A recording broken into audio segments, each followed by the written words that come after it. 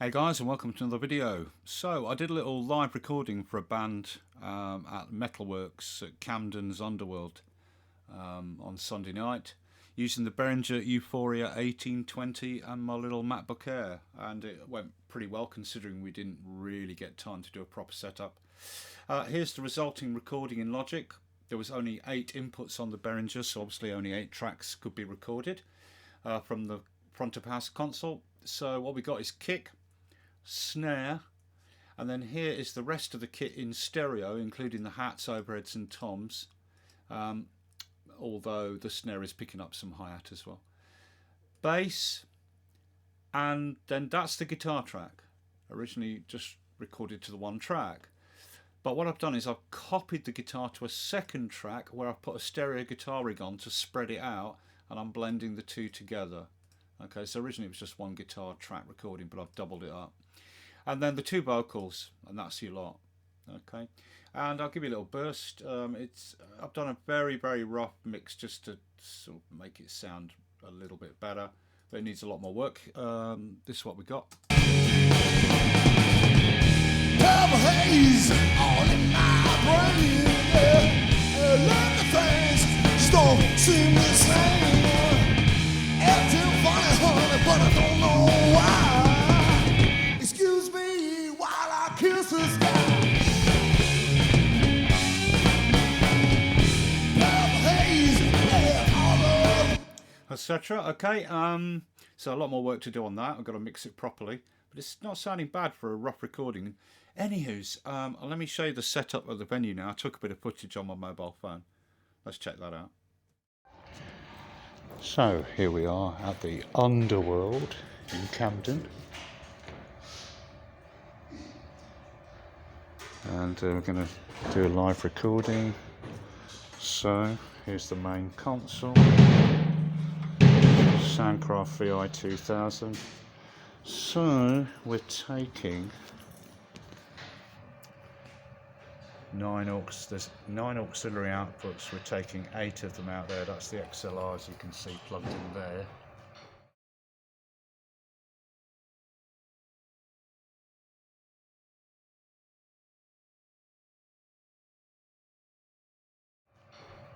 And they're feeding into the Behringer. Euphoria, 2 on the front, and a further 6 on the back, and then the Behringer's feeding into the little Macbook Air. That's all set up with 8 tracks to record in Logic. Mic number 1 is currently being fiddled with, and also mic number 6 by the look of it, and I'm recording to a MyBook. And that's the setup, pretty easy, yeah? We'll just wait till all the mics are connected, and then I'll set levels conservatively. Nice console, this. Very nice. It's got 48 inputs and a whole load of outputs, analog outputs, but it's got MADI out and network out and all sorts of other things. Vi2000, I think it's called. I'll put a link in the description. Anyway, that's the setup. The trusty Behringer. Oh, getting a clip in there. Turn those down. YG Shiki.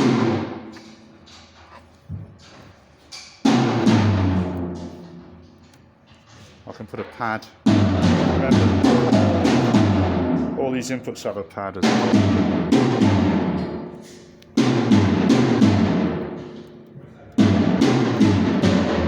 So I'll pad them all down now, actually.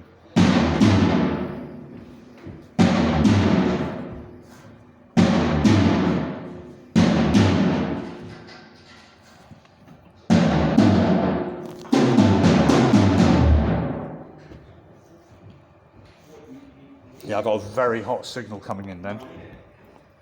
This is Katie, the engineer. Say hello, Katie. Hello. It's going on YouTube. Better not be. Can it not? Oh, you do whatever you want. Hey, oh. Alright, let me know how this is when... Okay, yeah, cool.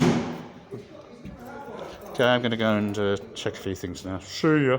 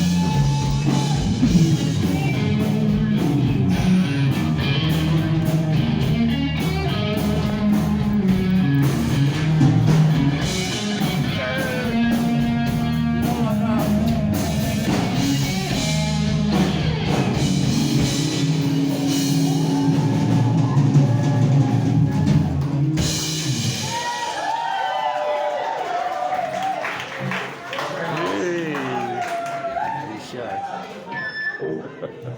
Hey, lighting! Look at that. On the picture taken.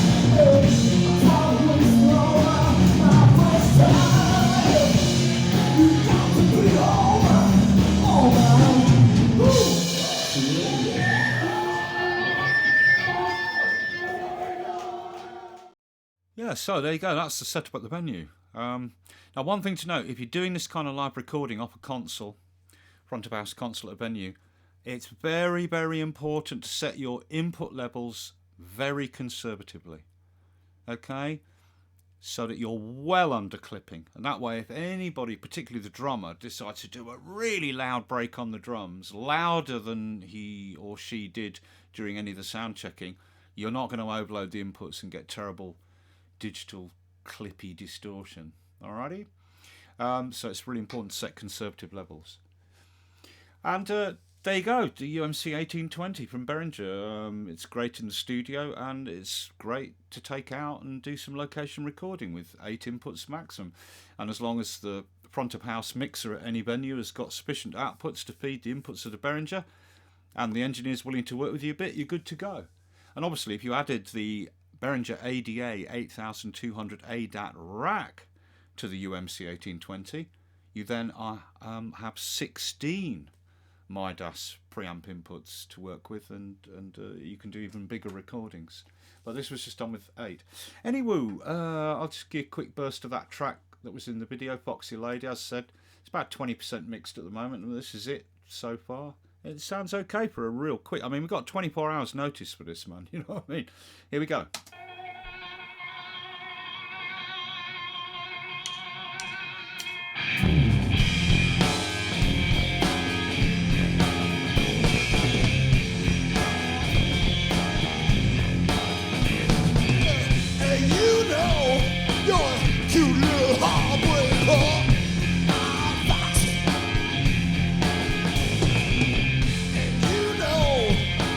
Sweet little love, baby.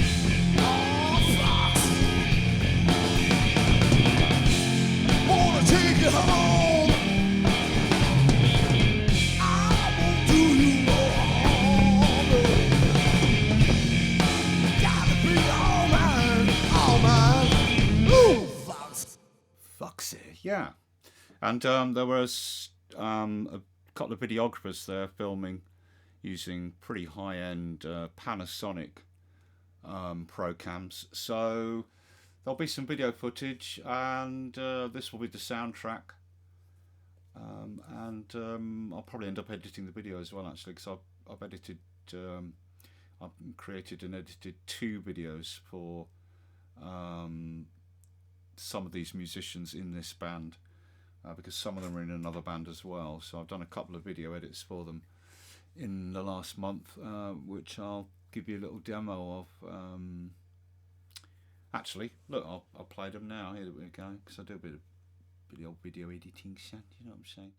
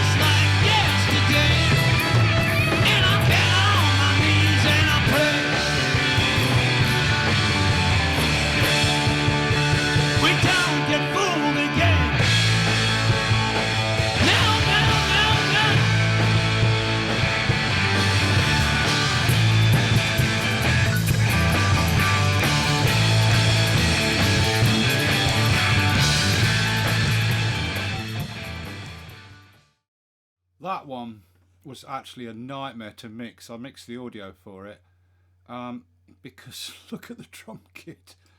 There's no snare mic. Whoever recorded it, I didn't record it. I just was given the stems to mix, and then I ended up doing the video as well. They just put two overheads. You can see two overheads here on the kit. There's a kick drum mic, overheads, and there's another mic here. What's that doing? Just stuck out here on the edge of nowhere. But there's no snare mic. So it's a big problem mixing this because obviously they're doing Who songs, and that means the drummer's going to play like Keith Moon, doing a hell of a lot of tom fills all the time. The toms were picking up from the overheads, and then to get those balanced so that the snare was coming through meant that the snare would be too low if the toms weren't too high, and it was a really difficult job getting it. And the snare, to be honest, isn't loud enough, but you know, you get these jobs you have to do sometimes, and that's just the way it was. I didn't do the recording. Whoever did the recording, I mean, no snare mic, they should have been shot. Anyway, that's that one, and then I've done another video for them for this Who tribute again, but this is to promote the Quadrophenia stuff because it's the 50th anniversary of Quadrophenia this year apparently, so I'll play that one. Hang on. Okay, actually we're doing a few more tweaks to this tomorrow. It's nearly finished, it's about 90%, but we're just changing a few of the still images tomorrow, and we're going to replace the soundtrack with a slightly better mix. We remixed it, so we'll be doing that, but it's nearly done. This is the other one promoting the Quadrophenia stuff. Here we go.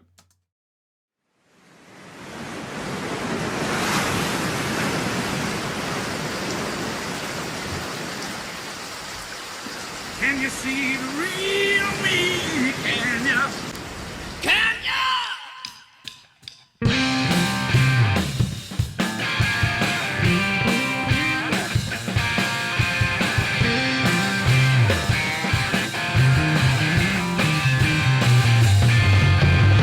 Can you see the real me now, doctor? Oh, tell me, doctor.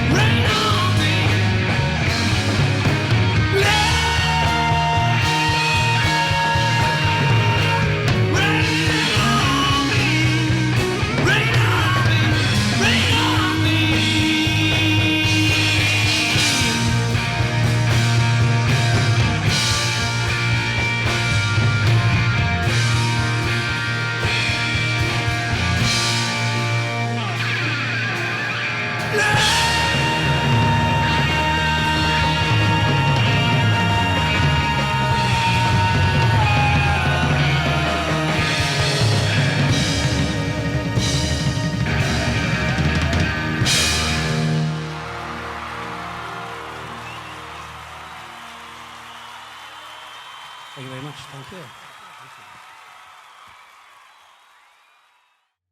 Yeah, and that's that one. You know, just quick stuff, right? But I don't have, bear in mind, I'm only using the built-in Final Cut Pro effects. You can get third-party effects packs for Final Cut, like absolutely loads of cutting-edge effects packs. And they're actually not that expensive, but I don't own any. It's something I should think of investing in if I get into doing more video, which I'm hoping to do. Anyway, there you go. So, this will probably end up being another video. I'll probably end up mixing that as well, and editing the... I'm going to mix the audio, and then I'll probably end up editing the video as well. So, look, there's some more engineering stuff, right? You know this channel's all about engineering, because I'm an old engineer. Hope you find that interesting. please subscribe and stick on the old notifications and check the channel. Do a search, man. Do a browse around the channel because there's loads of good stuff on there. Loads of high quality tutorials and what have you. And then there's the reggae tutorial series I've been doing for the last couple of years, which has got loads of good stuff, etc, etc. And there's more good stuff coming down the pipe this year. I've got the new website being launched, but it is a serious, well, it's seriously a deep upgrade. I'm basically writing an e-book for this new website. And then also, I keep saying it, but it is going to happen. This room where I do my little videos in central London, it's not very big, but I'm going to completely rip it apart and rebuild it with some better lights and more cameras. And I'm putting in a full hardware setup with a big old mixer, vintage mixer, and a rack full of effects and lots of external MIDI hardware.